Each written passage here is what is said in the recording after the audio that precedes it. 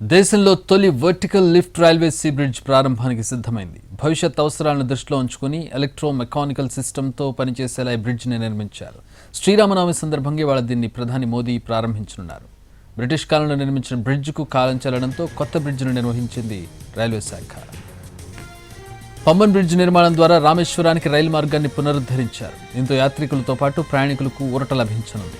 2019లో నిర్మాణ పనులకు మోదీ శంకుస్థాపన చేశారు. సముద్రంపై నిర్మించిన భారీ వంతెనగా పేరు పొందిన ఈ రైల్వే బ్రిడ్జ్ పూర్తవడానికి 5 ఏళ్లు పట్టింది. నౌకలు బ్రిడ్జి కింది నుంచి సులభంగా రాకపోకలు సాగించేలా సముద్ర మట్టానికి 22 మీటర్ల ఎత్తులో ఉన్న దీనికి 535 కోట్లు కేటాయించారు.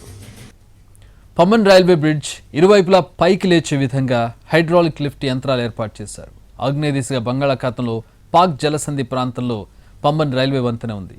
రామేశ్వరం దీవిని భారత భూభాగంతో కలుపుతూ 1914లో ఆ రైల్వే వంతెన ప్రారంభించారు. అయితే ఇది ప్రారంభించి 110 సంవత్సరాలు కావడంతో తుప్పుపట్టింది.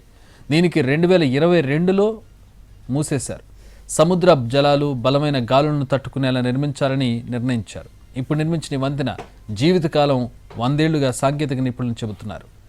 ఈ వంతెనపై రైలు గంటకు 75 కిలోమీటర్ల వేగంతో ప్రయాణిస్తుంది. వంతెన పైకి లేచే లిఫ్ట్ గీడర్ 660 మెట్రిక్ టన్నుల బరువు ఉంటుంది.